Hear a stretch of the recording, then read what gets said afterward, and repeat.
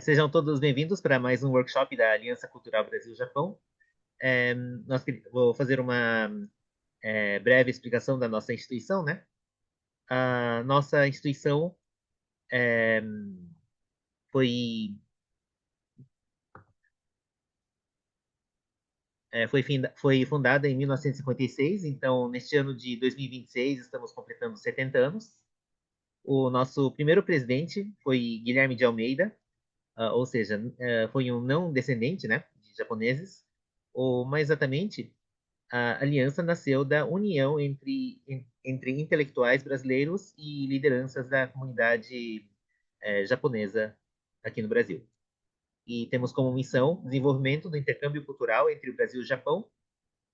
E nossa principal atividade atualmente é o ensino de línguas. E tanto que temos o método New Progressive.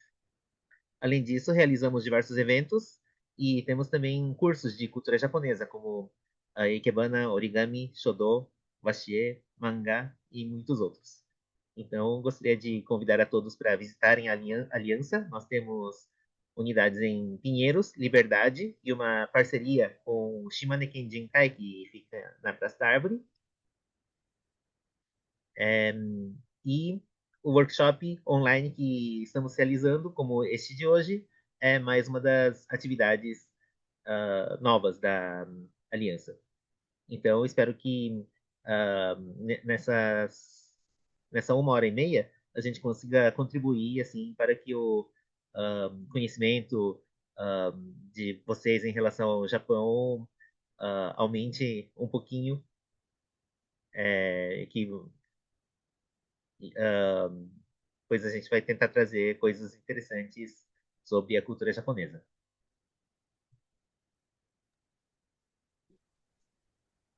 William Sensei? Então, é, me chamo William Soares, sou coordenador de ensino da Aliança Cultural Brasil-Japão. É um prazer conhecer quem participa hoje pela primeira vez e é um prazer estar de volta com quem retorna.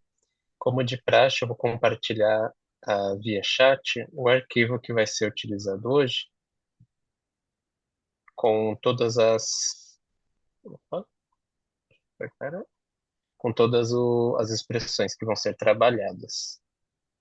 Compartilhar tanto aqui no chat, né, do Zoom, quanto no grupo do WhatsApp,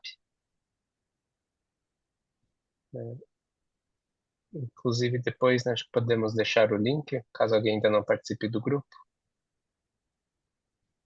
né, dúvidas que possam vir a surgir e, é, eventualmente, alguma coisa que precisemos, né, acrescentar, será compartilhado por lá.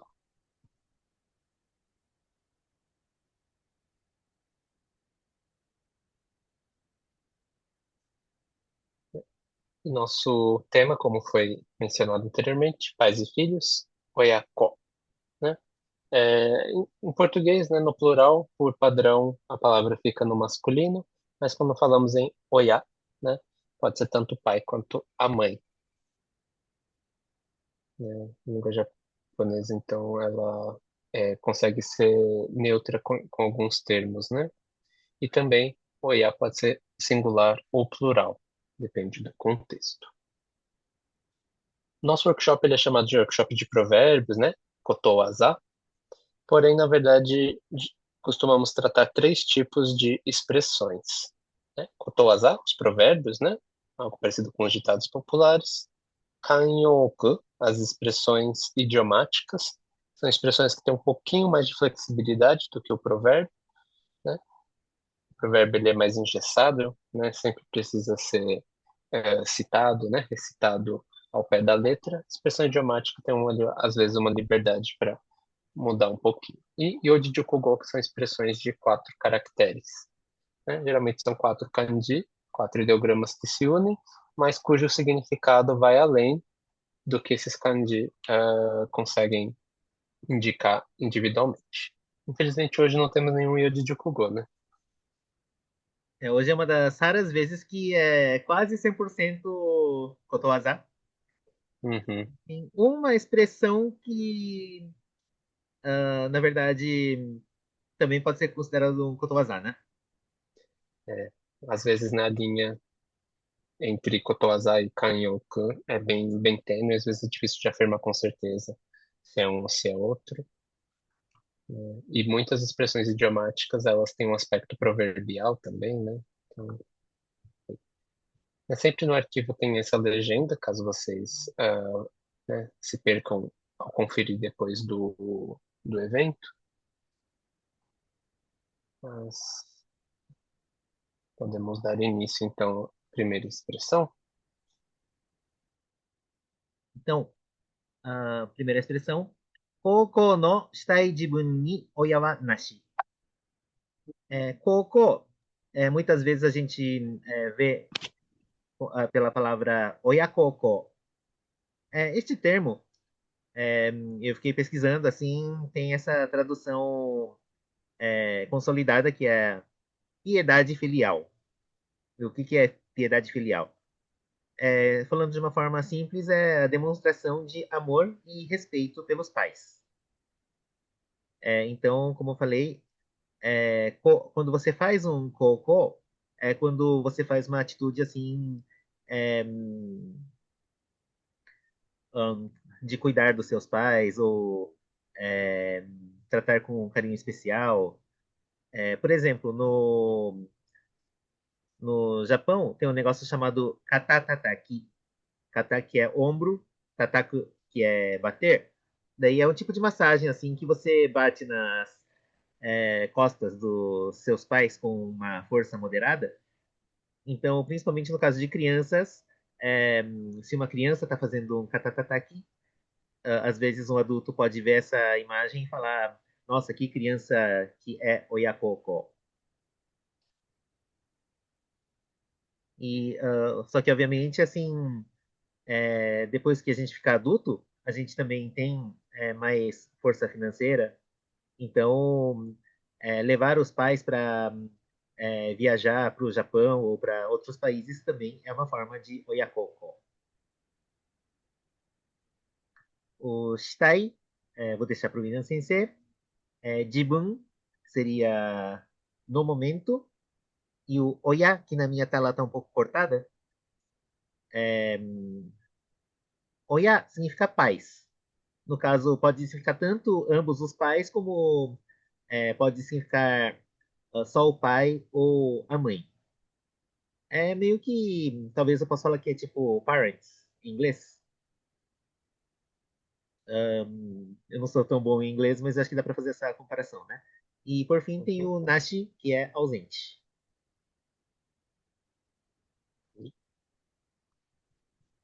Essa é a parte do vocabulário, né? Sempre a gente também comenta brevemente o que está acontecendo do ponto de vista gramatical, né? Shitai é uma forma que a gente chama de forma,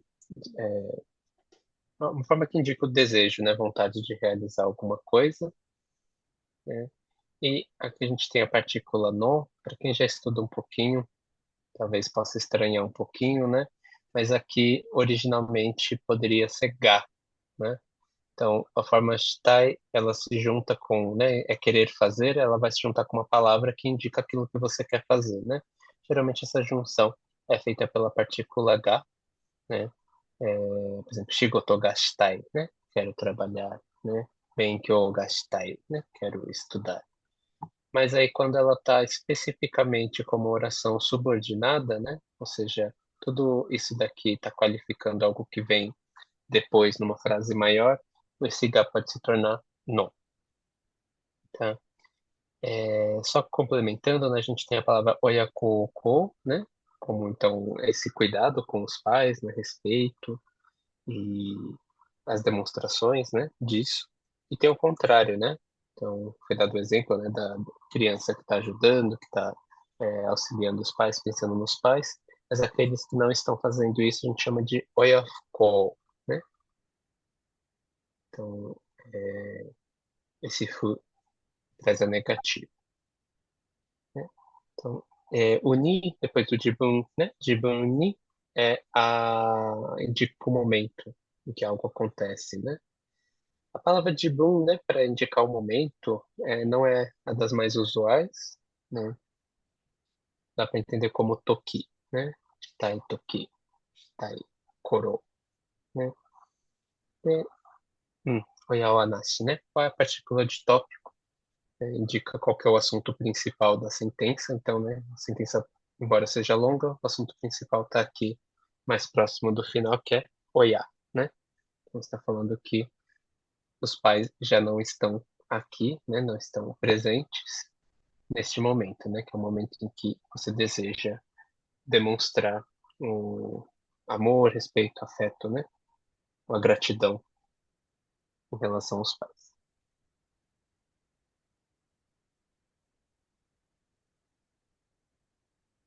Ah, eu estava respondendo os e-mails aqui.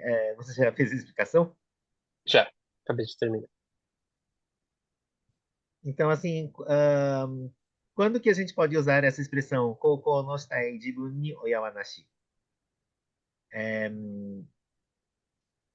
Eu acho que tem duas formas mais básicas de usar, né? Um de lamento porque os pais já faleceram e o outro de aproveitar esse momento porque os pais ainda estão vivos. Então, a pessoa pode falar, é, pode se lamentar assim, um, puxa, eu estava tão empenhado no trabalho, e durante esse período perdi meus pais e agora que eu gostaria de fazer a retribuição, de tratar deles bem, estou, assim, eles estão ausentes. Ou agora que eu tenho dinheiro para levar eles para viagem, eles já não estão mais nesse mundo. Existe essa forma de lamento, né? E também existe uma forma assim de que é, eu tenho que tratar bem os meus pais porque um dia eles não mais estarão comigo, então vamos aproveitar esse momento porque Koko no shitai jibu ni oyawanashi.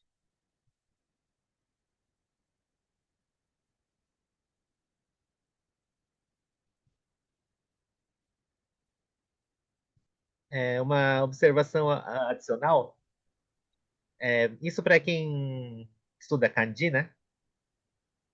É, eu confesso que até um momento relativamente recente eu pensava que esse ko era ko de kangaeru, porque parece muito, né? Kangaeru de pensar. Porque se fosse kanji de kangaeru, até faria sentido falar oyakoko, porque é uma atitude que você faz pensando nos pais, né?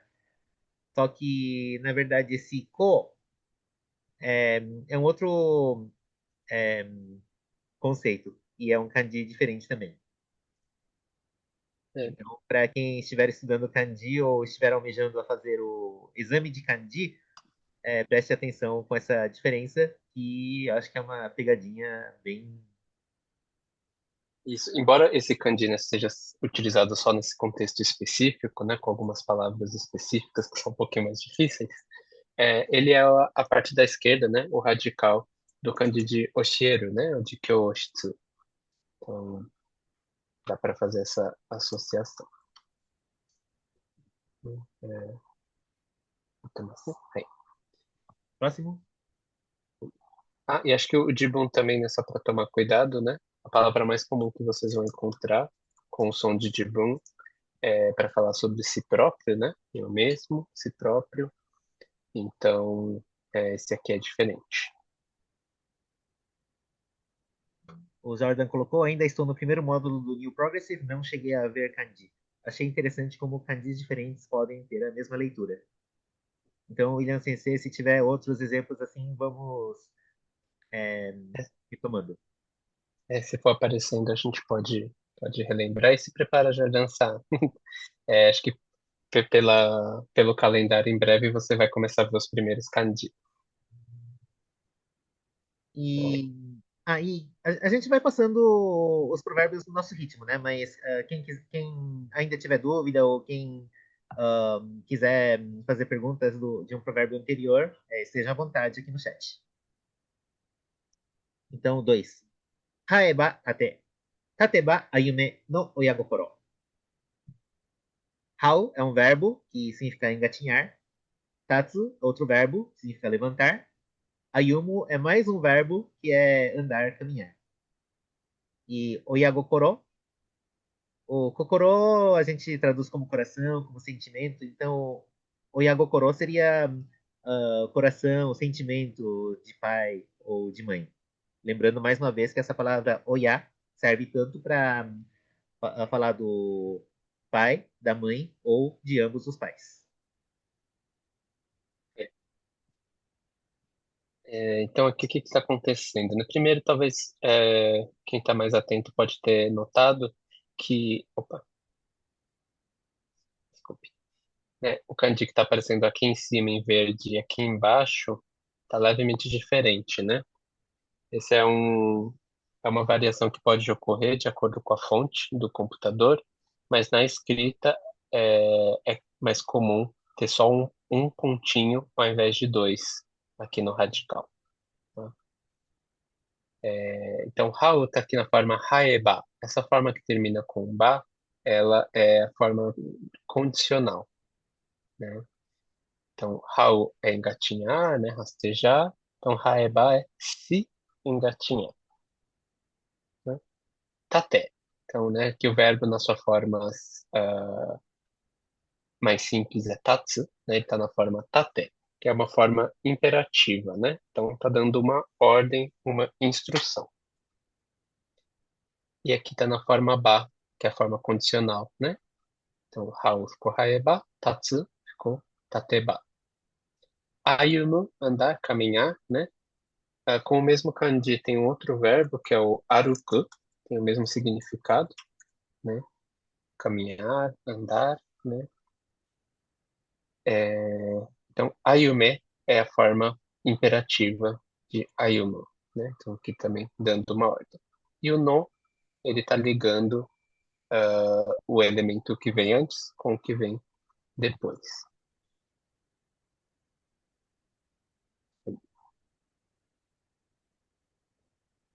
Bom, então esse provérbio, se traduzir literalmente, é assim: quando o bebê começa a engatinhar, os pais querem que ele já ande com os dois pés. Quando começa, ou melhor, que fique de pé, né? E depois, quando ele fica de pé, os pais já querem que ele comece a caminhar. Então, esse é um provérbio que descreve bem o sentimento dos pais que a cada progresso que a criança tem, já está pensando no passo seguinte, né? Aquela coisa que ainda é uma criança assim de 5 anos e o pai já sonha com a criança médico, advogado. Tem muito desse sentimento dos pais. E onde que pode ser utilizado esse provérbio? Às vezes tem assim no discurso do pai na hora do casamento, do pai e da mãe, né? Que ele fala assim: eu cuidei do meu filho ou da minha filha com essa intenção de que Raiba Tateba Yume no Oyagokoro. Agora ele está se afastando das nossas mãos e andando sua própria vida.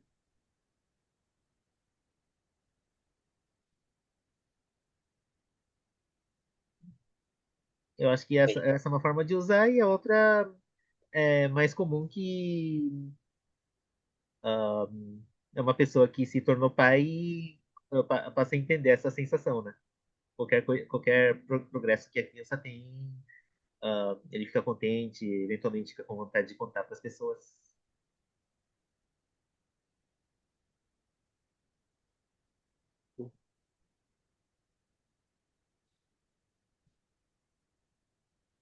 E lógico que também dá para ser entendido de uma forma assim que é, esse provérbio está trazendo três etapas do desenvolvimento de um bebê, né? Então, é, a pessoa pode falar assim, tipo, uma pessoa que virou pai, né, pela primeira vez, vê como a criança cresce rapidamente e fala: puxa, é verdade aquela frase. uma hora tá engatinhando, daí outra hora já tá de pé, daí outra hora já tá andando com as próprias pernas.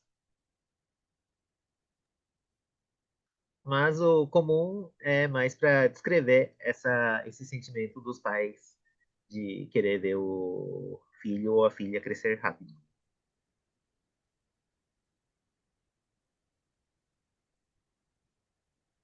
Para quem está começando nos estudos, né, os dois verbos aqui mais importantes são tatsu e a variação de ayumu, né, que é aruku. E acho que um outro conceito que dá para comentar é quando ocorre essa ligação, né, de oya com kokoro para formar uma nova palavra, né, composta. É, o primeiro elemento, né, da segunda palavra, segundo kanji, muitas vezes pode receber tenten, né? A gente chama de rendaku, né? Então, oyagokoro, né? Ao invés de oyakokoro, vira oyagokoro.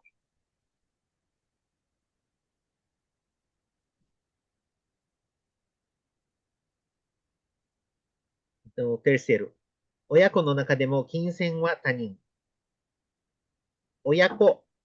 Essa é outra palavra interessante, bem característica da língua japonesa, que oyako a gente está traduzindo como pais e filhos, né? O próprio tema desse workshop é oyako. Oyako, pais e filhos. E tem essa questão que já foi falado anteriormente, que o oya pode ser tanto pai como mãe, como ambos os pais. Então, o oyako também é,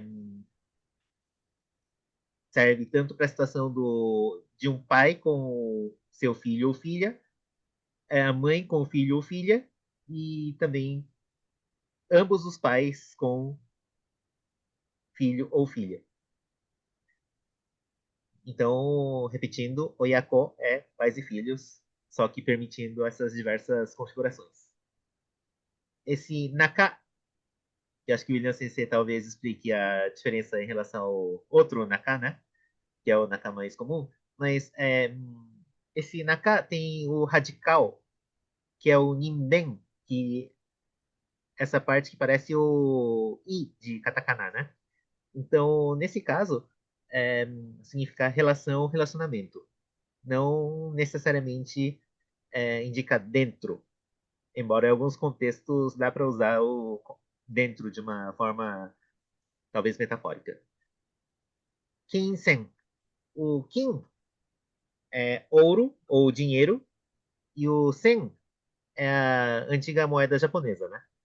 Então, juntando kin e sen, dizemos simplesmente que é o dinheiro de uma forma mais genérica. Por fim, temos o tanin, que é um estranho, ou principalmente assim, alguém que não é da família.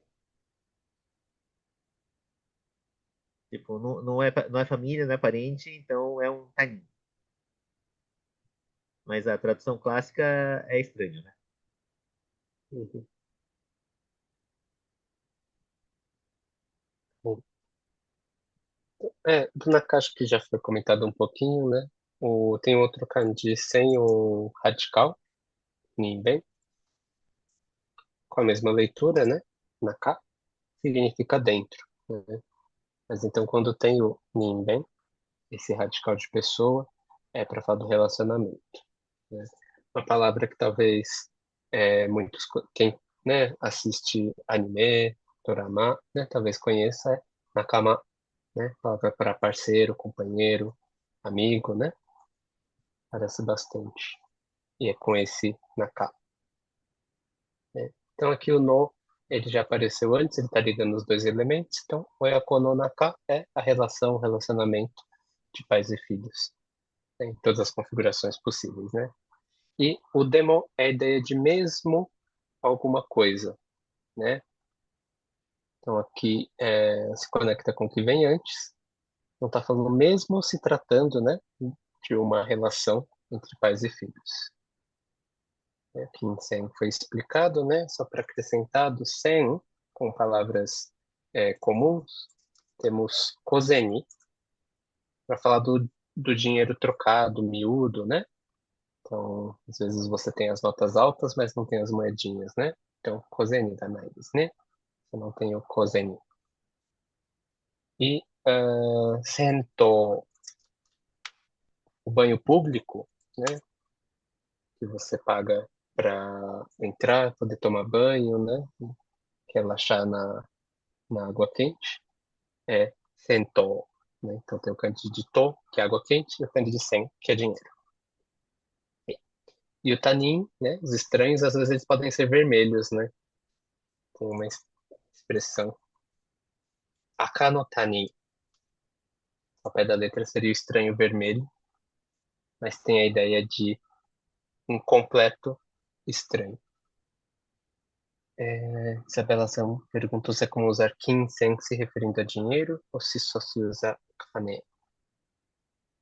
Tudo deixou, né? Eu acho que no cotidiano a Kinsen. gente usa o kané mesmo. Uhum. Um Esse Kinsen pouco mais formal, né? por exemplo, assim, aqui no Brasil, na língua portuguesa, a gente não fala assim, em vez de falar dinheiro, a gente fala assim, tipo, questões financeiras. A gente usa uma palavra diferente, Hum, ou para enfatizar, ou para mostrar que é uma situação mais complexa. Eu acho que o Kinsen é uma forma, assim, de enfatizar, porque normalmente a gente usa o kané mesmo. bem lembrado. Quando a gente fala de por questões financeiras, por exemplo, é como a gente fala, né? Kinsen tekini, né? A gente fala Então, questões monetárias. uhum. Tipo, alguém me convida para uma festa, daí eu falo que, infelizmente, não posso ir por questões monetárias. Só que sem técnica bishino de reticências. Não, não precisa falar tudo, né? Então, acho que é mais nesse tipo de situação que a gente pode usar o Kinsen Teki, né? Uhum. Perfeito. É só aproveitar. Sabrina, deixa uma pergunta, a gente responde depois da explicação, tá? Ah, verdade. É. Então, o significado do provérbio, traduzindo literalmente, é mesmo entre é, pais e filhos, ah, quando entra uma questão monetária, uma questão financeira, temos que vê-los como estranhos. É aquela coisa, assim, tanto no Brasil, mas no Japão também, tem muitos casos, assim, que famílias são, é, como se diz, acabam brigando, acabam criando distância por questão de dinheiro, né? Tipo, lá tem umas peculiaridades na questão da herança. Então, às vezes, o pai deixa definido verbalmente, primeiro filho fica com tal coisa, o segundo filho fica com tal coisa, assim tal. Só que se não deixa tudo escrito com um advogado, é, isso acaba gerando muitos mal-entendidos ou diferenças de interpretação entre os filhos e os filhos acabam, tem uma palavra, né? Engokiru, que traduzindo seria literalmente cortar relações. E os irmãos acabam brigando, nunca mais se vendo. E exatamente por isso que esse provérbio dá essa orientação de que para tratar de dinheiro, mesmo sendo família, é melhor ir pelo caminho correto, não é a palavra certa, né? Mas é, é melhor prestar atenção nesse aspecto jurídico, formal, etc. e tal, porque é melhor pensar a questão de dinheiro como se estivesse falando com um estranho, em vez de estar falando com seu familiar.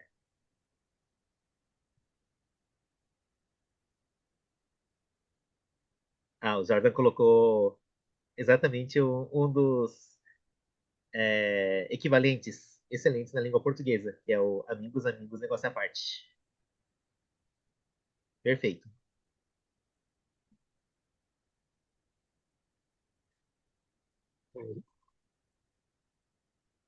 Eu não lembrava desse equivalente, mas é muito bom mesmo, né?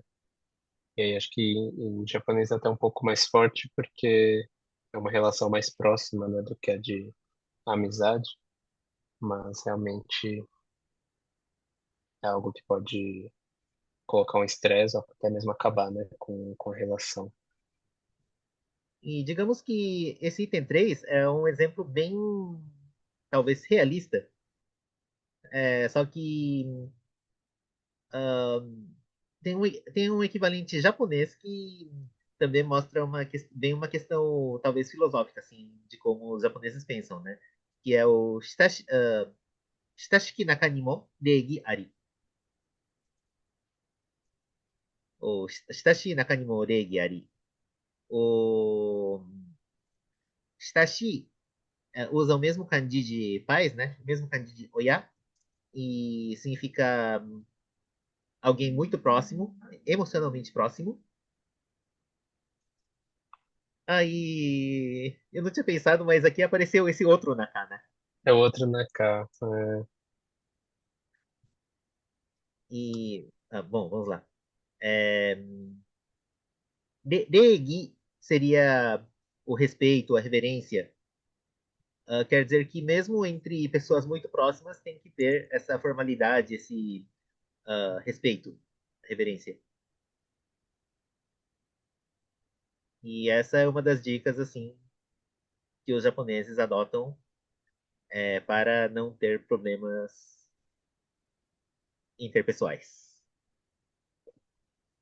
E acho que vale comentar também que o kanji de Shitashi, né? Shitashi é o mesmo de Oya, né? Tem essa ideia de que é um relacionamento próximo, um relacionamento íntimo, né? Então, por exemplo, a palavra, se a gente junta a palavra, o kanji de Oya com o kanji de o tomo de Tomodachi, né? De amigo, tem a palavra Shinyu, né? Shinyu é o amigo próximo, amigo íntimo, né? Algo parecido com melhores amigos, né? Aquele amigo do peito. Shinyu, né? Então, a palavra para o kanji de oya nem sempre indica os pais, pode só indicar um relacionamento próximo. Então, voltamos para a pergunta da Sabrina. É por isso que às vezes tem o Oyadi falando do pai. É, Oyadi, Oyaki é pai e o Di é o kanji de pai, né? Então, Oyadi realmente é uma forma bem, digamos, informal, talvez até uma forma abusada, talvez, de se referir Uhum, ao próprio pai. Só que também pode se referir a alguma pessoa importante na sua vida como uma figura paterna, assim, tipo, ah, dependendo da situação, é um professor seu ou alguém da vizinhança que te tutora em algum aspecto da sua vida.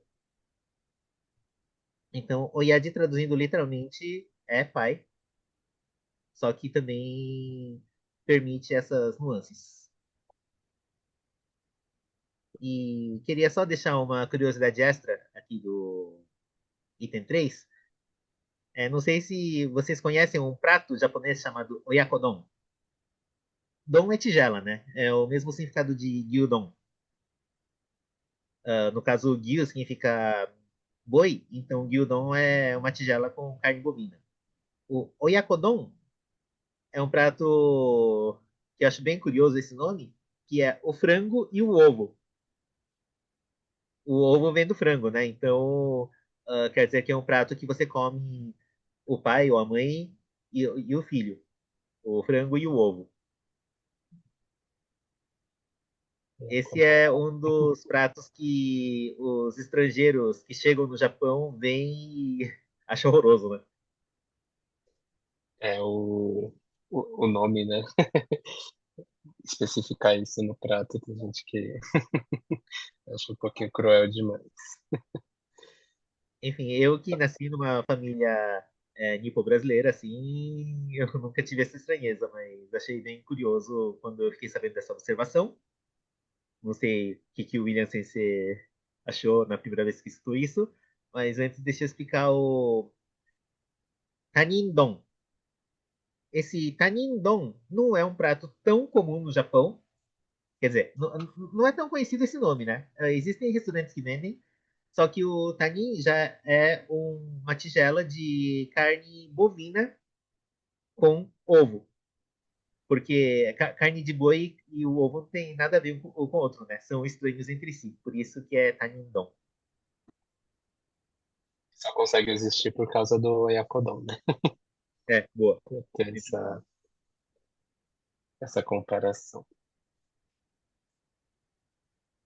Só para a gente não perder o fio do Oyaji, só queria compartilhar o conceito de Oyaji Gyagu, né? Que acho que em português seria algo como piada de tio, né? Piada de tiozão. Em japonês é Oyaji Gyagu. Então, trocadilhos, né? Essas piadas que alguns podem considerar sem graça, né? São chamadas de Oyaji Gyagu. A piada do pavê, né? O tio do pavê. Isso, né? Esse seria o exemplo clássico de Oyaji Gyagu no Brasil. Né? Então, aí dá para atrelar nessa ideia de que, né, Oyadi pode ser não só o próprio pai, né, mas outras figuras que a pessoa pode admirar, embora seja uma palavra que tem que ter muito cuidado para utilizar, né? Pode ser utilizada com um sentimento de carinho, né, pela outra pessoa, mas pode ser rude, né, um pouco uma fala um pouco abusada mesmo, né, um jeito meio abusado de falar. Por outro lado, antigamente existiam os Kaminari Oyadi. Kaminari é Hum, trovão, né? E Kaminari Oyadi é como as crianças chamavam, assim, aquele tio, aquele senhorzinho da vizinhança, assim, que é, ficava bravo rapidamente, ficava bravo com facilidade. Então, as crianças chamavam esse senhor de Kaminari Oyadi.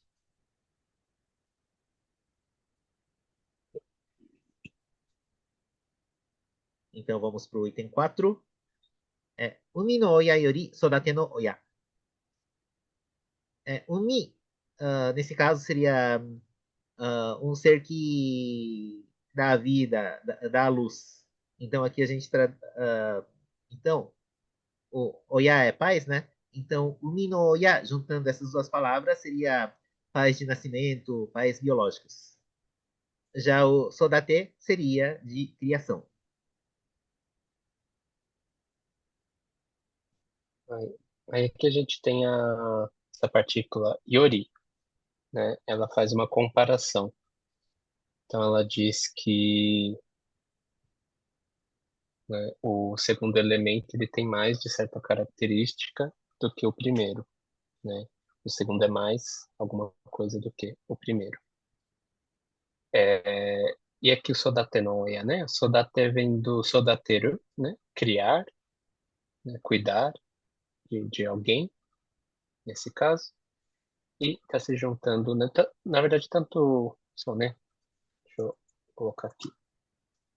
Esse umino, né? Vem do verbo umu, né? E o sodateno vem do verbo sodateru, né? E aí veja que eles estão sendo ligados por essa partícula no, né? A partícula no, de forma geral, ela só pode ligar dois substantivos. Então, como temos um verbo, né? Tanto no caso do nascimento quanto da criação, né? A gente tem que transformar esse verbo primeiro em substantivo. E uma forma comum de fazer isso é passando para a forma, a gente chama de forma mas, né? A mesma forma que falaria, né? Umimas, sodatemas, só que você tira o mas, né? É bem ok, assim, né? O nome correto. Então, uminoya, sodatenoya. Então, traduzindo o termo, é, bom, temos o umi no oya yori sodate no oya. Então, é melhor os pais de criação do que os pais que te deram a vida. Ou aqui no Brasil a gente fala, como é que é? Pai é quem cria, né? O equivalente desse provérbio é o pai é quem cria e eu acho que a forma de utilizar esse provérbio também é assim.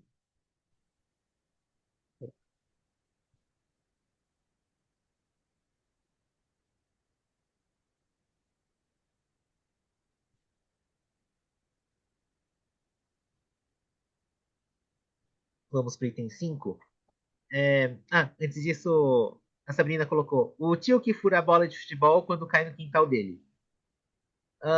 Eu acho que tem uma diferença sutil, que não é aquele tio que ah, fura a bola, assim, tipo. É aquele que fica bravo mesmo. É aquele que fica bravo como se caísse um trovão. É, pode furar a bola ou não, mas daí já é uma coisa mais. Sei lá. O Kaminari Oyadi é de ficar bravo.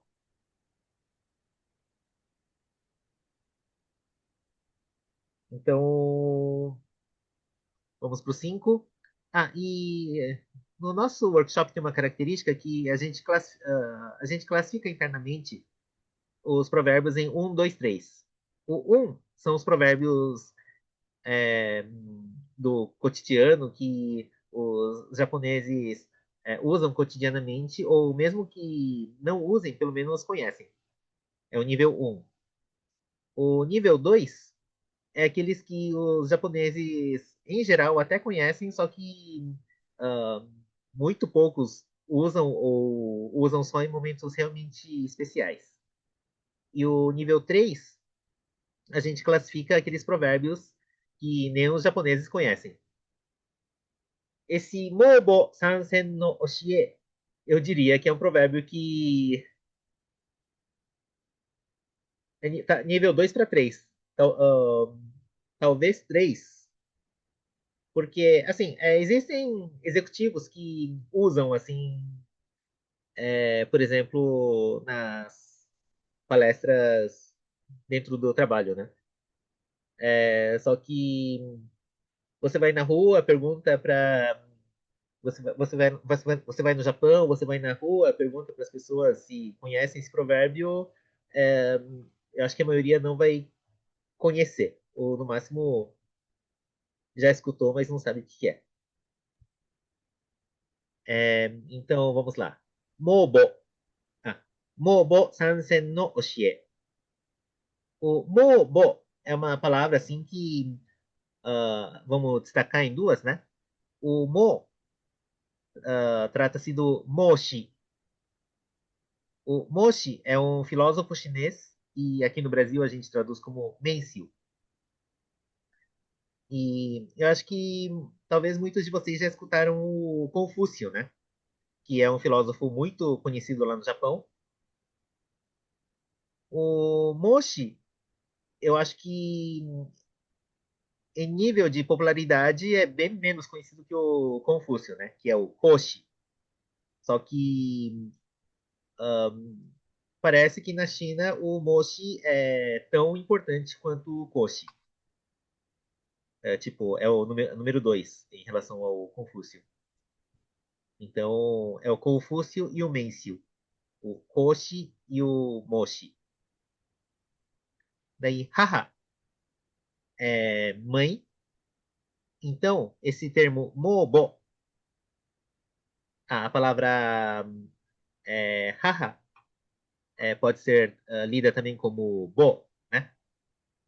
O chichi, que é o pai, haha, que é a mãe. O chichi pode ser lido também como fu, o haha pode ser lido como bo. Então, se você escreve pai e mãe, você diz que é fubo. Então, quando você está falando do seu pai e da sua mãe, você fala fubo. Principalmente quando você está falando dos seus pais. É... William Sensei, você explica a questão de Otosan, Okasan, Chichi, Hum, Haha. Que, senão eu vou prolongar muito aqui. Bom, daí vamos para o Sansen. Essa também é uma palavra difícil.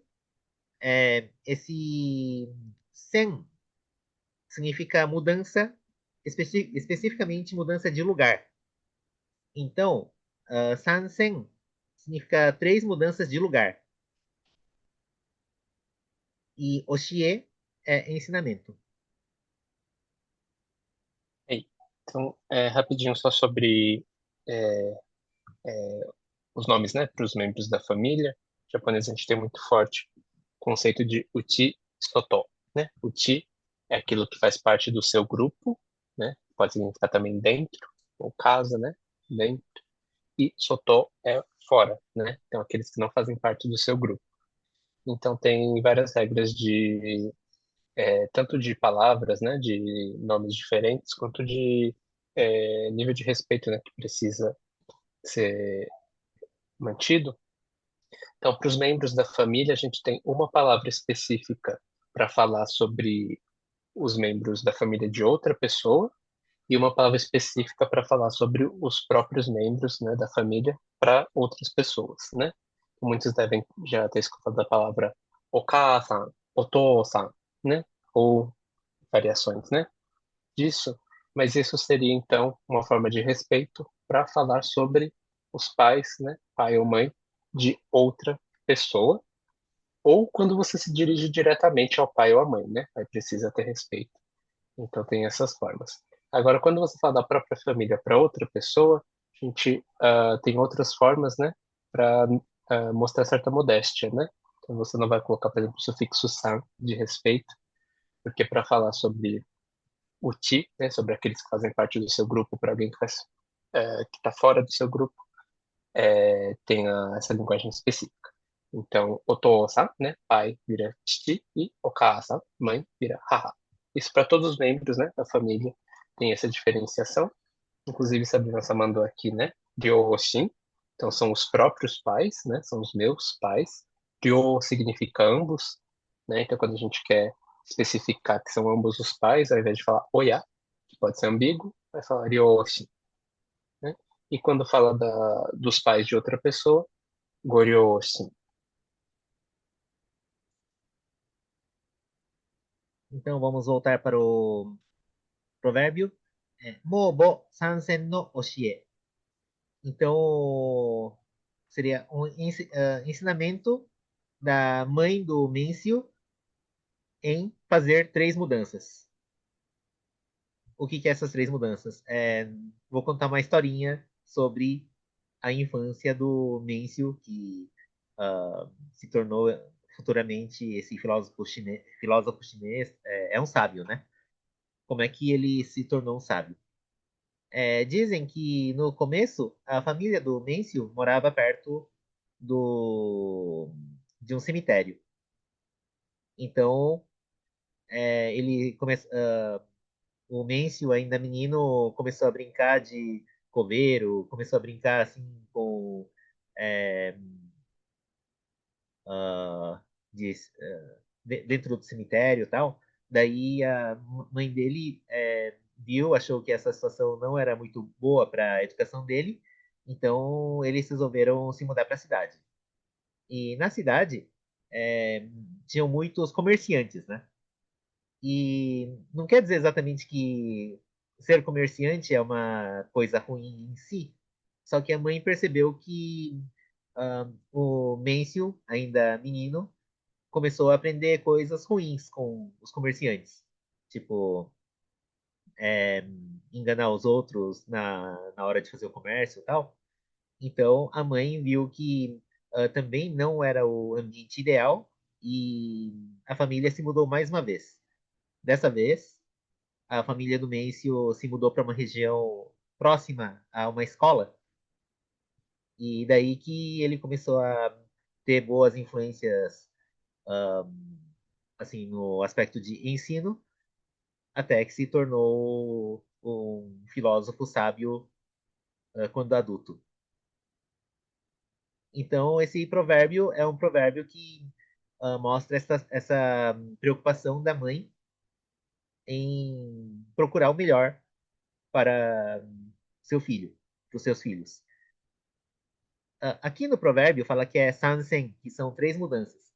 Só que esse san, até onde eu saiba, não é o ponto importante do provérbio, né? Assim, nem que seja uma única mudança, é, pensando no melhor do filho, já é uma situação que pode ser utilizado esse provérbio. Daí, antes de começar aqui, até eu estava brincando assim com o William Sensei, se a gente tinha algum exemplo legal, né? Tipo, tava lá os pais, nasceu a criança, daí eles queriam colocar a criança numa escola pública boa, então eles se mudaram para o bairro onde a criança tinha o direito de se matricular na escola, né? Daí depois, quando chegou no colégio, viu que estava na hora de pegar uma escola particular que daria vantagem para ele no vestibular e mudou para perto dessa outra escola. Daí, quando o menino entrou na faculdade, fez o intercâmbio para a Europa, daí a família toda se mudou para a Europa. Enfim, esse é um exemplo bem exagerado e, como falei, não é que precisa acontecer a mudança 3 vezes, mas é esse cuidado que os pais têm para facilitar a vida. Não digo facilitar no sentido de do filho ter moleza, né? Mas de tornar a vida do filho mais prático, mais prática.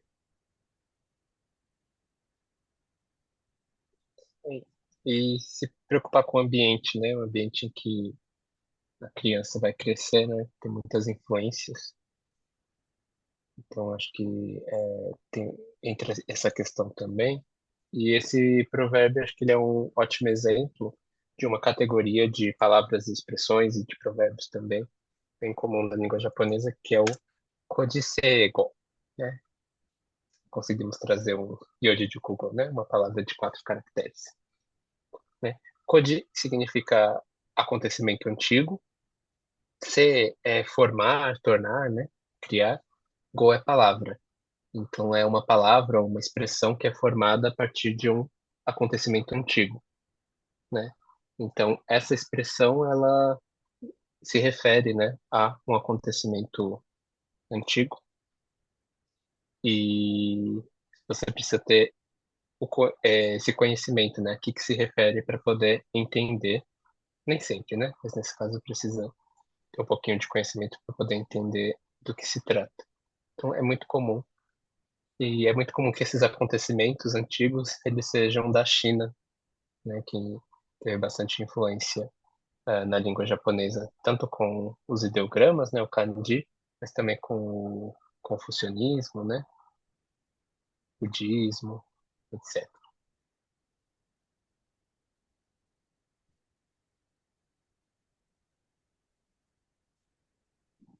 Então vamos acelerar um pouquinho. É, sexto provérbio: Tombi ga taka o umu. O tombi é uma ave de rapina. Segundo o Wikipedia, a gente traduz como milhafre. Milhafre, né? É, taka é o gavião e o umu é dar à luz. Já apareceu no provérbio anterior, né?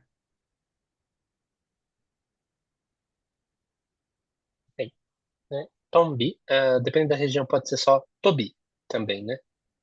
Dependendo do. Tem as duas formas de falar, né? Tobi, Tombi, né?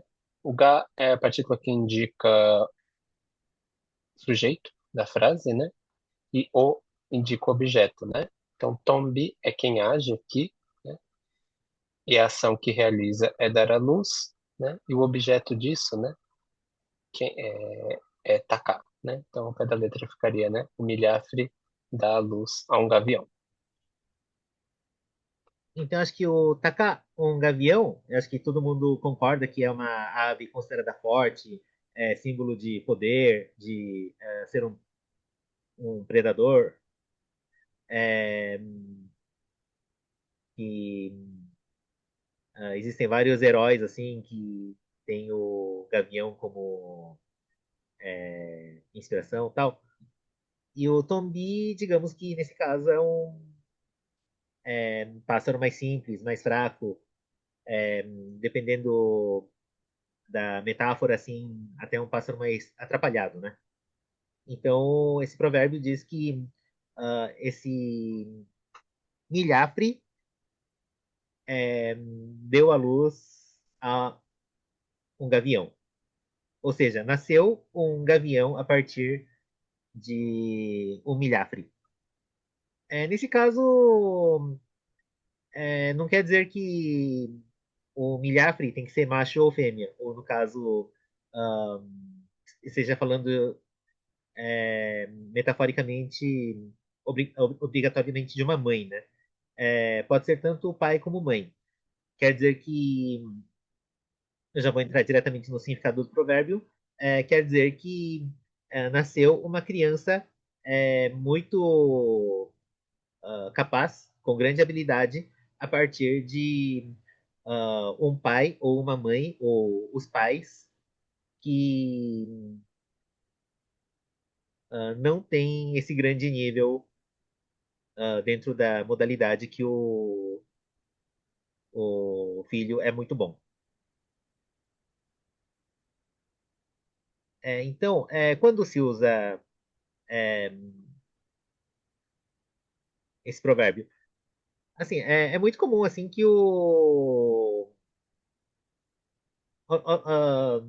obviamente, assim, na maioria dos casos, os pais querem elogiar, quer ter orgulho dos filhos, né? Daí, assim, tem aquele pai, assim, que trabalha duro para colocar o filho numa universidade boa, daí o filho vai nessa universidade, consegue intercâmbio internacional, daí o próprio pai diz que ah, eu não sou muito inteligente, mas meu filho conseguiu ir para a faculdade, fez intercâmbio. Daí vem algum amigo desse pai e fala assim de brincadeira: Poxa, o seu filho é fantástico. Realmente um caso que o milhafre deu à luz um gavião. Geralmente é uma outra pessoa que fala assim, meio que tirando sarro tirando sarro, mas assim, elogiando ao mesmo tempo, né? O próprio pai também pode falar de si desse jeito. O Jordan falou, a ideia seria que pode nascer uma pessoa importante mesmo de uma origem humilde. É, bom, sim. Mas o que eu falo, mas acho que tem contextos e contextos para usar esse provérbio, né? É que o exemplo que eu pensei foi no é, tem um dorama da Netflix chamado A Cozinha de Fermat, que é exatamente um pai assim que ele não lembro se ele é mecânico ou se ele tem uma loja de bicicletas, e ele cria o filho para ser o campeão da Olimpíada de Matemática. E o filho realmente é um filho super inteligente que consegue entrar na Universidade de Tóquio, né? Daí ah, esse pai tem muito orgulho do filho e ele fala ah, que nasceu um filho super inteligente a partir dele. Bom, para quem quiser assistir esse dorama, depois ele abandona tudo e vira cozinheiro. Por isso que é a cozinha de Fermat. Fermat é um matemático muito famoso, né? Mas não vamos entrar no dorama neste momento. Será que deu para explicar, William Sincero? Acho que sim, é. Acho que é importante ter, acho que os dois lados, né? Como foi mencionado. Tanto alguém de fora usando, né? Seja de forma jocosa, acho que se não for direto para a pessoa, pode às vezes ser, né, de uma forma um pouco mais. Não tem bem canato, tô aí. E é meu. De forma um pouco mais sarcástica, talvez, né? Mas também como dos próprios pais, para elogiar, né? E de forma humilde, né? Então, é, os pais que, por exemplo, não eram muito bons nos estudos, né? Quando o filho tira boas notas, né? Comentar, nossa, né? Eu não gostava muito de estudar, mas realmente dizem que os milhares podem dar luz a gaviões, né? Então, esse uso um pouco autodepreciativo, acho que também é comum. E, tipo, não precisa ser utilizado apenas para estudos, né? Às vezes a pessoa, Uhum, assim, uma pessoa que, sei lá, uma família de obesos, assim, que não é muito bom em esportes, assim, tal, de repente nasce o filho é um ginasta que chega até aos Jogos Olímpicos. Ou também os pais não conseguem tocar nem flauta, nem piano, assim, tal, daí de repente o filho se torna um músico internacionalmente conhecido. E como o William Sensei falou, até dá para utilizar em alguns casos como de uma forma irônica, de uma forma ofensiva, mas geralmente é o pai falando com humildade ou um amigo do pai tirando o sarro e elogiando ao mesmo tempo. uhum. E acho que É, dá para trazer um que já foi, que já fez parte de outras edições, será uma versão antônima dele, né? O Kaeru no Koa Kaeru, né? Filho de sapo, sapoé, né? Papai tal filho, em que então não, né? Seja questão da genética, né? Seja questão dos hábitos, dos costumes, né? Os filhos vão ser muito parecidos com os pais, né? E aí o Tombi Katakaomu é essa ideia de que né, os filhos serem melhor em algum aspecto do que os pais. então podemos ir para o próximo? É. Kawaii ko ni wa tabi o saseyo. O kawaii, kawaii na verdade tem diversos significados, diversas nuances, né? Eu acho que o mais famoso é aquele conceito de kawaii que é aplicado, por exemplo, em idols, é, ou para falar que uma atriz é bonita, por exemplo. Então tem esse kawaii, só que nesse caso é um kawaii voltado para criança, para os filhos, né? Então, kawaii é aquele é um sentimento assim que o filho é amado, que o filho é querido, que é gracioso, tal. O ko é criança, ou nesse caso filho ou filha. Tabi é viagem ou jornada. E saseyo, ou deixar pro William sem ser. Né, então aqui kawaii ko, né? Então kawaii tá, deixa eu exterior, né? Onde é que é? Tá qualificando ko, tá complementando, descrevendo, né? Ko. E aqui a gente tem o verbo suru, né? Na forma que a gente chama de causativa, saseru, né? Em que então você faz com que alguém, você obriga, você deixa, né? Você manda alguém fazer alguma coisa, né? E essa pessoa, né, que você manda fazer algo é marcada pela partícula ni, né? E aqui a partícula de tópico, né? E a coisa que a gente manda fazer está sendo marcada pela partícula o. Então, né, kawaii koni wa tabi o saseyo, né?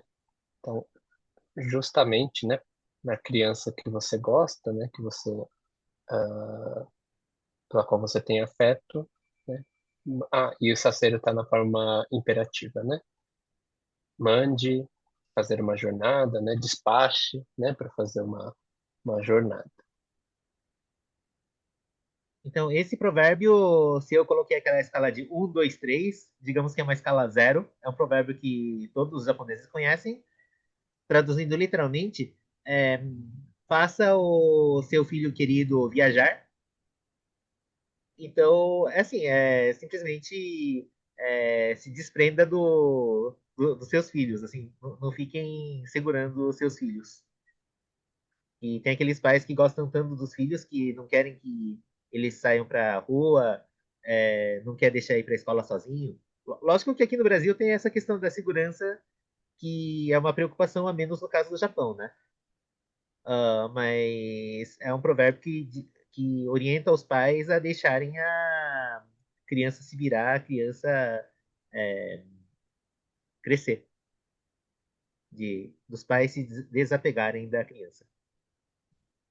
Acho que tem também o uso de fazer com que tenham várias experiências e de que passem por algumas dificuldades, né? Como uma forma de amadurecer, né? crescer, né? Tem o conceito do Shishinoko Toshi, né? Que até tratou no workshop do Cineclube do Kokuho, né? O filme Kokuho em busca, né? Nada aqui. O preço da perfeição, né? Shishinoko Toshi, né? É a fábula de que os Shishi, né? Pode trazer como leão, né? Joga o filhote do penhasco, né? Para que só o filhote mais forte que consiga escalar de volta, né? Que vai ser criado. Mas essa ideia de fazer passar por situações difíceis, né? Para ficar mais forte. Acho que cabe, né? Uma viagem, uma jornada, quando a gente pensa no mundo de hoje, né? É algo muitas vezes divertido, né? Algo positivo, mas talvez realmente, né? Muito mais difícil, né? Com certeza teria muito mais perrengues, né? No caminho. Acho que tem um pouquinho essa ideia do crescimento através das adversidades. Daí, assim, como exemplo de uso, podemos ver uma situação assim, tipo, tem dois amigos, ambos pais de, sei lá, 40, 45 anos, conversando assim entre si. Daí um fala que, ah, puxa, minha filha tá com 18 anos e tá querendo viajar pro Japão, o que que eu faço? Daí o outro fala que, ah, sua filha já tá bem independente, ela é bem esperta. Eu acho que você tem que deixar ela viajar mesmo, porque ela tem muita coisa a aprender nessa viagem. Desapega. E, lógico, esse provérbio fala de viagem, né? Mas não precisa ser necessariamente de viagem. Assim, ir para a escola sozinho já pode ser uma viagem. É, deixar a criança entrar no curso de faculdade que ela quer também ah, é um desafio que a criança tem que passar tal. Então, dá para ser usado de diversas formas. Aliás, tem até uma forma engraçada que não é o uso correto desse provérbio, que assim, é o pai conversando com a criança. A criança quer viajar para algum lugar, daí ela fala: Poxa, pai, me dá dinheiro porque tem aquele provérbio que fala que tem que fazer as crianças viajarem. Tipo, a criança usa isso como justificativa para o pai pagar a viagem, né? Essa não é a forma correta, mas é uma forma engraçada, assim, que eu já vi. Não lembro se foi no mangá. Enfim, é uma forma incorreta, mas é válido isso, né?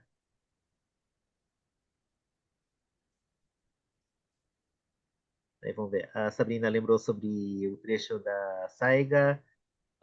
Acho que a gente falou da outra vez, então se quiser podemos retomar no nosso grupo de WhatsApp. Comodate Life.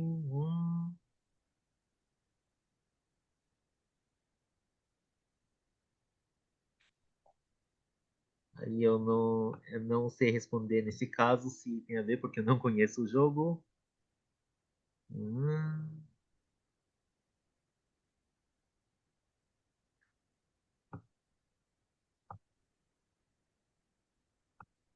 é isso. Eu vou dar uma pesquisada e a gente pode é, esclarecer esses pontos no WhatsApp. Inclusive, vou pedir para o William Sensei explicando o provérbio 8, que enquanto isso eu vou copiando o nosso WhatsApp. Para quem ainda não faz parte do nosso WhatsApp, do grupo de Kotowazá, a gente compartilha esse grupo, né? Porque se de repente acontecer um problema como hoje, do link não funcionar, a gente compartilha o link diretamente no nosso grupo de WhatsApp e também a gente usa esse grupo de WhatsApp para continuar discutindo mesmo depois que termina o workshop. Certo. Então, nosso item 8, Neruko wa Sodatsu. Né? Sodatsu apareceu anteriormente como outra forma, né? Sodateru. Né? Então, sodateru é você cuidar, você fazer, você acompanhar o crescimento, né? Cuidar. Geralmente a gente usa isso para os filhos, né? E dá para usar para plantas também, né?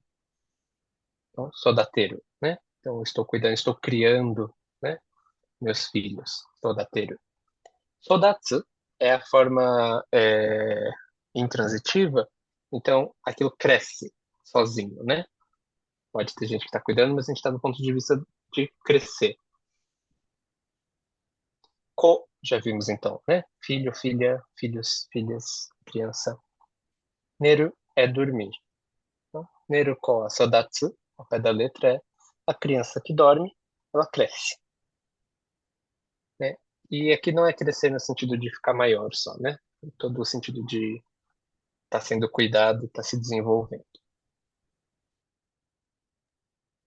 Esse kanji que aparece em sodatsu, sodateru, ele também aparece, por exemplo, na palavra educação, né? Kyoiku, não educação de boas maneiras e etiqueta, né? Mas educação escolar, acadêmica, kyoiku. Inclusive no Japão, a gente teve, né, uma sociedade que tem tá almejando, né, Danjōbyōdo, né, a equidade de gênero, mas que teve já ainda tem um pouco, né, de problemas com questão de divisão de papéis e em que acaba ficando por conta, né, da mulher, da mãe, a criação dos filhos e muitos pais acabam não participando ativamente. Para tentar mudar isso, né, lançado inclusive a, a palavra ikumen, ikumen, seria uma brincadeira com a palavra ikemen, né, que seria uma espécie de gíria para homem bonito, homem atraente, né? Então, trocando ike de ikemen por iku, que é o de kyoiku, sodatsu, sodateru, né? De criar, cuidar, né? Para incutir essa ideia de que é um ponto bastante positivo, né? Para os homens, é, essa vontade, essa participação na criação dos filhos, né? Essa ajuda, né? Ikumen. Então, voltando para o provérbio, isso aqui é bem literal, por assim dizer. Criança que dorme e cresce. E esse provérbio não é um provérbio recente, assim, mas hoje em dia tem muitas comprovações que dizem que a criança dormir é importante para o desenvolvimento dela, né? Então, por exemplo, um pai ficar reclamando que, poxa, o meu filho só fica dormindo durante o meio do dia, não estuda. Daí vem outra pessoa que fala que, bom, estudar é importante, mas dormir também é importante. Afinal, fala que é o filho que dorme que cresce. Inclusive que atualmente tem aqueles estudos que falam que o conhecimento obtido nos estudos se organizam durante o sono, né? Então, acho que é bem literal. É um provérbio que fala que é importante dormir, principalmente durante a infância e adolescência.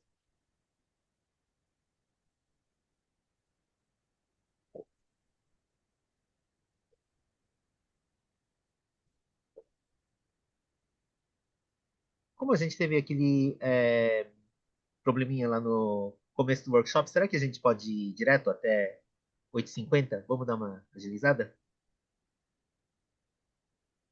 Se puderem se manifestar aqui no chat, então, a gente vê.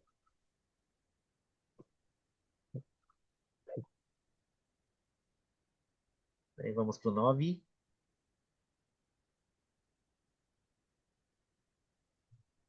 Komote shiru oya no on. Aqui temos mais uma palavra importante, que é esse on. Ko já foi, né? Criança. Motsu. Neste caso, vamos traduzir como ter e obter. Que tem outras traduções também, né? Shiru é o verbo saber. Oya, mais uma vez, pais. E o on é uma palavra que não tem uma tradução perfeita, assim, tal, mas aqui a gente escolheu, assim, um favor recebido, uma dívida de gratidão.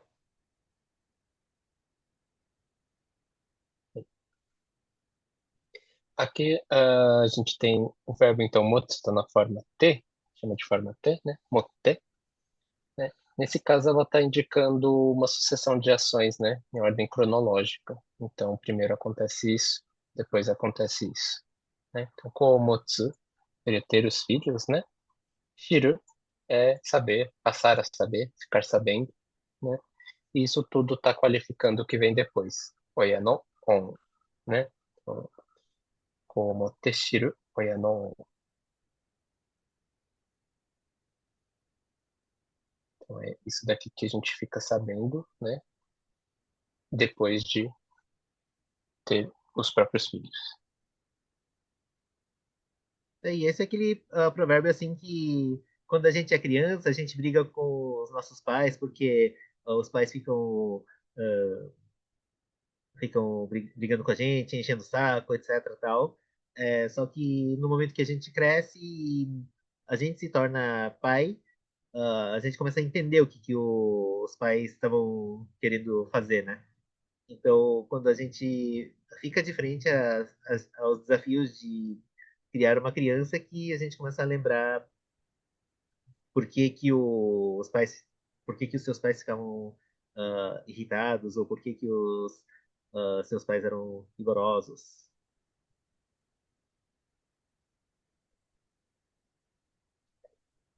Acho que esse é bem descritivo também, né? É, bem tranquilo, né? E como palavra, né? Esse conceito do on é bem importante, né? Então, é quando você, né, tem essa dívida de gratidão. Ah, sim, o On, né? Tinha me esquecido. Por exemplo, tem um conto chamado Tsuru no Ongaishi. Tsuru, que é o pássaro Grou, a ave Grou. Kaesu significa devolver. Então, Ongaishi, nesse caso, seria a retribuição. A história, de uma forma simples, é que tinha um caçador que salvou a vida dessa ave, né? Do Grou. É, a William Sensei até complementou aqui que o Grow antigamente era erroneamente traduzido como garça, porque antigamente os brasileiros não sabiam que era o Grow, né? Então era a opção dos tradutores daquela época, falaram que o tsuru é uma garça, só que na verdade um pássaro, uma ave não tem nada a ver com a outra. A propósito, aves, eu vou dar um spoiler, vai ser o tema do nosso próximo workshop no mês de junho. Então, acho que a explicação detalhada a gente pode deixar para junho, mas voltando ao conto, esse caçador salvou a vida de um Grow, né, uma fêmea no caso, daí, certo dia, ela aparece em forma de uma mulher para retribuir esse favor que ela recebeu do caçador. Daí eu não vou contar a história toda neste momento. Mas o on é uma coisa muito importante assim para entender a cultura japonesa, que tem essa questão da retribuição, de tentar devolver o favor recebido. Então, vamos para o item 10. Oya wa isse, fufu wa nise, shuju wa sanze. Oya, que mais uma vez são os pais. Fufu, que são os cônjuges. Eventualmente pode ser traduzido como casal também. O shuju é o mestre e o servo. Daí, nesse caso, geralmente quando nós encontramos essa combinação das três palavras que faltam, geralmente a gente lê como issei, quer dizer, isse, nise, sanse, né? Só que nesse caso, são assim, quando a gente fala Isse, Nisse, Sanse, estamos falando de primeira geração, segunda geração, terceira geração, seja o avô, o filho e o neto, tal. Mas nesse caso, estamos falando de um conceito budista. Então, em vez de ser é, três gerações, é, é uma vida, ou seja, é uma encarnação. Isse é uma encarnação, Nisse é duas encarnações, e Sanze seriam três encarnações.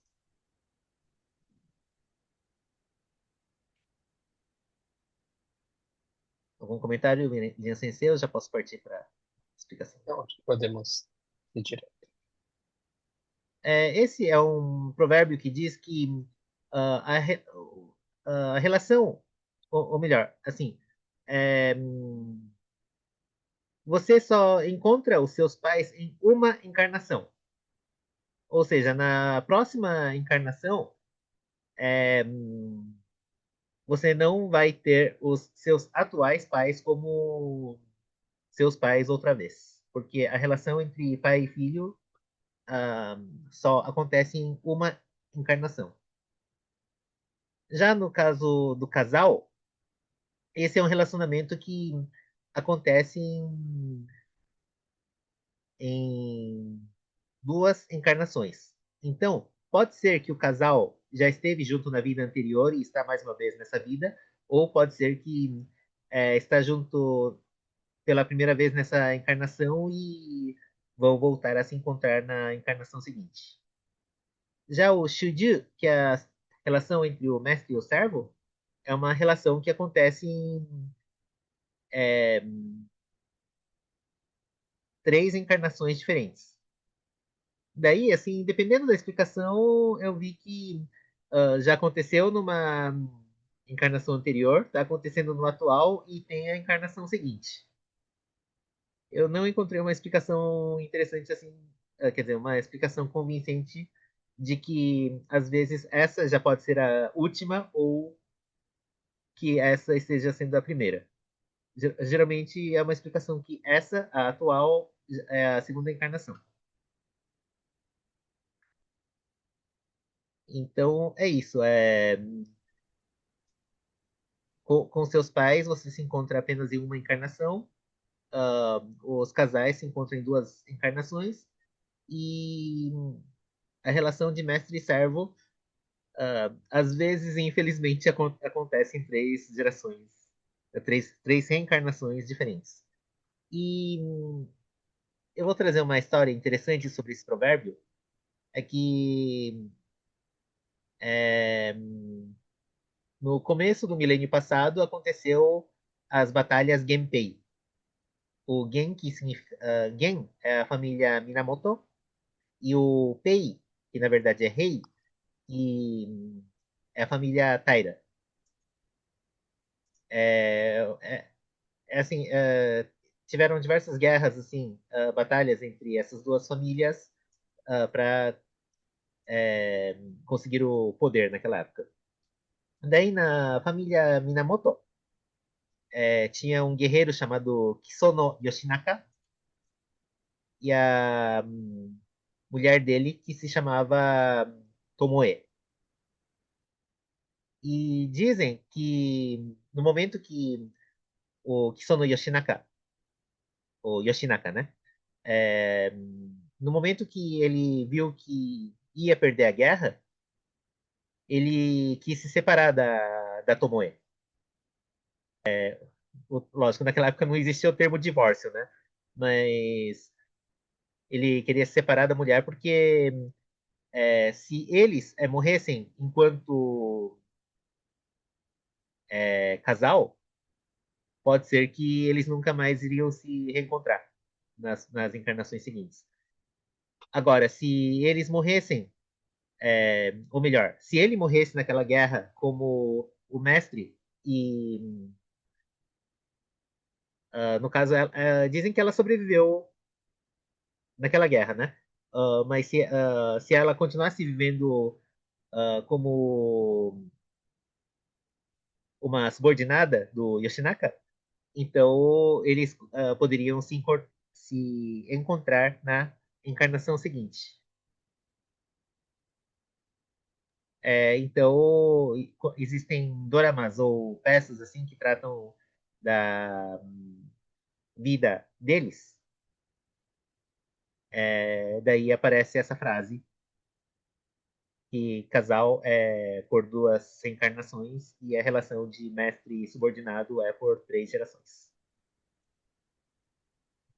É bom que seja uma relação boa entre mestre e subordinado, né? Porque se for uma relação ruim, como diriam no Japão, se for uma relação assim de buraco kigyo, as empresas black, que são as empresas assim negras que é, é, não, não, tem problemas de compliance e tal. Daí espero não ver o chefe de novo, não. Mestre, então, é mais nesse sentido de chefe. Ah, muito boa pergunta. Sim, pode ser no sentido de professor. Que a gente chama É, de ter, né? É, eu acho que- hum, ou melhor dizendo, é que assim, a gente colocou essa palavra mestre sem esse significado de professor, né? Na língua portuguesa. Só que esse provérbio em si pode ser aplicado na relação de mestre e aluno. Daí, às vezes, assim, no momento da formatura, o, um aluno que teve um relacionamento muito bom com o seu orientador, com o seu mestre, pode falar que, como dizem, Oya wa ise, Fufu wa nise, Shuju wa sanze. É, quer dizer que essa relação entre professor e aluno é uma relação muito preciosa. E exatamente por isso que ele é muito grato ao mestre. Essa forma de usar o provérbio existe, mas só deixando mais uma vez claro que o mestre que a gente colocou aí não tem necessariamente o significado de professor. A William CC complementou aqui, né? Tem o Shitei, que é mestre-discípulo, Shisho, mestre, e Deshi, aprendiz-discípulo. O Shitei seria talvez uma junção de mestre-aprendiz. Né? Isso, né? A leitura fica diferente, mas é o mesmo kanji. Então, o japonês, até para complementar, é muito comum. Então, quando se cria uma palavra é muito comum criar palavras compostas para se referir a duas coisas, duas pessoas, dois conceitos, né? E aí, se esses conceitos, essas pessoas, essas coisas já são né, a palavra em si já é de apenas um kanji, então é só juntar esses dois kanji, esses dois ideogramas, mas quando são formados por mais de um kanji, geralmente se pega o primeiro, né, ou mais representativo, geralmente o primeiro, mas pode ser o mais representativo dos dois para formar o composto. Então, 11, Oya no kokoro ko shirazu. Oya é paz, kokoro é coração, sentimento, ko é o filho, criança, nesse caso mais filho, e shirazu é o verbo shiru, que é saber, shirazu seria a negação. Então, William Sensei. Shirazi é uma negação um pouquinho mais antiga, né? Hoje em dia a mais comum é negação em nai, então seria shiranai, né? Porque ainda está começando a ver a forma masen, né? Que é mais polida, né? Shirimasen. Mas em algumas estruturas específicas e principalmente em provérbios, né? Que tem essa questão de serem mais antigos, a gente ainda encontra bastante essa forma, essa negação em z. Então, esse provérbio acho que tem muita coisa em comum com aquela coisa do. Nossa, deu branco o provérbio anterior. É, É, Ko motte shiru oya no oya gokoro, né? Esse provérbio é tipo um complemento daquele provérbio anterior que está falando que a criança não entende o coração dos pais. Então, é, por exemplo, ah, tem uma família que mora num lugar assim não muito seguro, que às vezes acontece assalto assim e tal, só que a filha tá numa faixa etária assim que sempre volta tarde para casa, né? Daí os pais sempre ficam preocupados, então os pais lamentam assim que a criança não consegue entender a preocupação dos pais. Então, bom, é isso, né? Esse é bem indireto também, né? O 12, tateiru mono wa oya de mo tsukae. O verbo tatsu, que é ficar de pé, ou estar de pé. O mono, que. O mono, dependendo do ideograma, dependendo do kanji, pode ter significados diferentes, mas nesse caso é pessoa. É, e o tsukau, que é usar. Então, que tateiro quer dizer que está de pé, né? Que é uma forma que indica que a ação foi realizada, né? E o resultado dessa ação permanece. Então, tateiro mono, né? São as pessoas de pé. Demo, é, aqui é mesmo, né? Tal coisa. Então, oiademo, então mesmo que seja, né? O pai, mãe, os pais. E tsukae aqui também está na forma imperativa. Então, tá exprimindo uma ordem. Então, o tatteru no oya de mo tsukae, traduzindo literalmente, se estiver de pé, dê ordens até para os seus pais. O tsukae é usar, né? Usar os pais ou pedir ajuda para os pais, dar ordem para os pais. Assim, quando que a gente usa isso? É, por exemplo, estou eu aqui, meu pai está aqui do lado, é, eu estou fazendo uma pesquisa e escrevendo um artigo, daí eu não quero perder tempo nem para ir buscar algum arquivo, né? Daí eu peço para o meu pai, ô pai, já que você está aí, procura na minha biblioteca o livro tal, tal, tal. Eu acho que esse provérbio é, dá para pensar em conjunto com outro provérbio que já trabalhamos muito aqui no nosso workshop, que é o Neko no temo karitai. É, gostaria de pegar emprestado até as patas do gato. E diz uma situação que a pessoa está tão atarefada que precisa da ajuda do gato, né? O gato que é considerado um animal que dá para dizer que é preguiçoso ou talvez seja desobediente, né? Quando o Temon Karitai, a pessoa tá querendo queria que até um gato ajudasse. No caso desse provérbio, tateru no yanemu tsukae, quer dizer que se for alguém que consegue te ajudar, você tem que pedir ajuda para todo mundo, mesmo sendo os seus pais.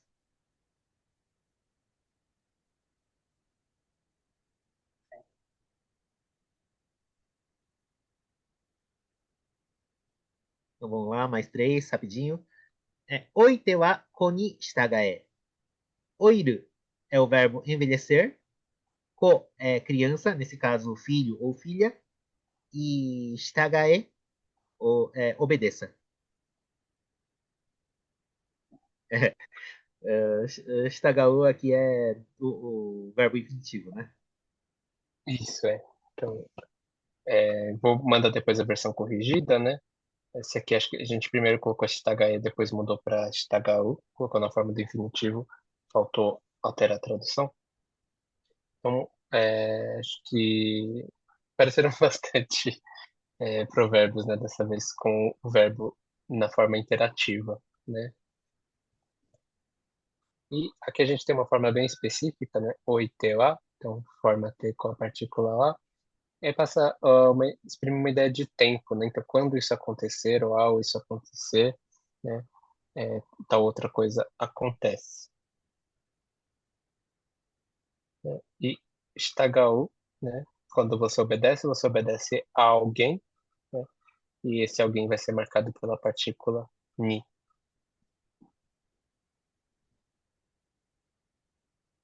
Então, cada Então, letra seria. Sim. perdão. Dozo. どうぞ。Então, oi te wa koni shitagae. Assim, quando você envelhece, você deve obedecer ao seu filho, ou os mais novos, né? Esse é um provérbio que diz que é, tem uma hora que já chegou seu tempo, não adianta ficar insistindo. Dá para usar tanto no aspecto, como vou dizer? Vou dar dois exemplos de uso, né? É, um é que ah, tipo, você não consegue usar o computador, você não consegue usar o celular, você já não está mais acompanhando a tecnologia, então precisa obedecer o filho, tem que fazer o que o filho quer. Quer dizer, é, o filho vai te ajudar da forma que ele pode, né? Daí, por exemplo, é, o pai, assim, já está com a memória fraca, às vezes é, não consegue voltar sozinho para casa, então é o filho que tem que controlar, assim, as atividades dele, o cotidiano dele e tal. Tem essa forma de usar o provérbio é, com essa questão, assim, do ciclo da vida e tal, e daí tem outra forma, assim, tipo, é, quando tem uma empresa familiar, o, o presidente já está numa idade de se aposentar, então ele fala que oi, teu acionista HE, então já vou deixar para geração do meu filho tocar a empresa. Eu acho que tem essas duas formas de dizer. Bem, só para acrescentar na parte de vocabulário, né? Esse Shtagau usa o mesmo kanji do shuju que apareceu, né? No provérbio do Oyako wa isse, fufu wa nisse, shuju wa sanze, né? Então, shu seria o dono principal, né? E ju tem essa ideia de obedecer, de estar subordinado, né? O Shtagau é essa ideia de obedecer, né? Subordinar-se a algo. Chi wa arasoenai. Chi é sangue e o verbo arasou é lutar, combater, guerrear. E aqui está na forma potencial, na negativa, né? Então, araçou passa para araçoeru, que é conseguir ou poder, lutar, combater, né? E isso passa para a negativa, araçoenai, não é possível, não consegue lutar, combater. Então, nesse caso, Chiwa Arasoenai quer dizer que você não pode contrariar o sangue, você não consegue combater o sangue. Quando que a gente usa esse provérbio? Para falar que o pai quer dizer, o filho é bem parecido com o pai. Pode ser filho, filha, em relação a pai ou mãe, né? E nesse caso, é que assim, tipo, o pai tem algum grande defeito, digo, tipo, sei lá, é muito trapalhão, né? Daí o filho também é trapalhão. Daí uma pessoa que está vendo essa situação fala que, é, puxa, você comete os mesmas trapalhadas do seu pai, quer dizer que Tiwa Araçoenai, né? Você não consegue contrariar o sangue da família, né? E pode ser usado tanto para coisas boas quanto para coisas ruins. Mas uma coisa importante desse provérbio é que só dá para usar na relação pais e filhos. Pai ou mãe em relação a filho ou filha. Tipo, você não pode falar que um irmão e o outro irmão são parecidos em alguma coisa, nesse caso você não usa o Chiwa Arasoinai. Aí. Então, para finalizar, o 15, Ko wa Kasugai. Ko que é criança, ou filho, filha nesse caso, e Kasugai é uma peça de metal utilizada no Japão, tem o formato de um grampo, grampo de grampeador, né? É uma peça para juntar dois pedaços de madeira. Aliás, agora lembrei que até. Não, eu acho que não, né? Eu pensei na exposição que está tendo agora na Japan House, só que lá eu acho que não usa o Kasugai. Quem sabe vocês encontrem essa peça lá, mas eu acho que não tem, não. Porque o conceito é diferente. Enfim, como eu falei, o grampo é uma peça que junta dois pedaços de madeira, né? Então quer dizer que às vezes é, os pais, o pai e a mãe, não estão num bom momento assim de relacionamento, mas o filho acaba sendo o elo assim para ou para eles não se separarem ou de repente até para voltarem a ficar juntos. Aí. E no kanji, né, a parte da esquerda, o radical, é o mesmo que aparece em Kinsen, né? É o kanji de okane, kin, significa ouro ou metal, né? Então, para vários ideogramas que indicam, né, algo de metal ou de ferro, né, esse radical ele volta a aparecer.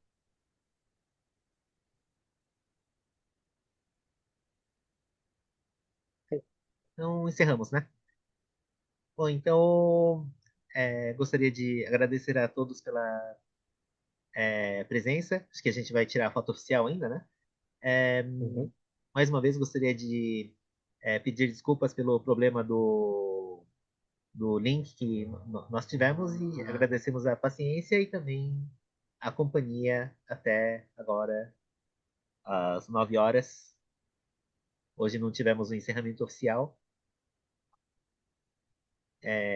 Bom, a semana que vem vamos fazer o workshop de Kotoba Asobi, que são brincadeiras de palavras na língua japonesa. É, é um projeto que eu estou montando com muito carinho, então gostaria de ver vocês tanto nesse Kotoba Asobi como o próximo workshop de provérbios, que, como eu adiantei, vai ser sobre aves. Então, William Sensei. Eu vou só mandar novamente o arquivo aqui e logo mais eu também coloco no WhatsApp, mas já corrigido, né? Aquelas pequenas correções que precisamos fazer. Mas agradeço também imensamente a presença de todos. Espero podemos nos encontrar em outras edições também. E vamos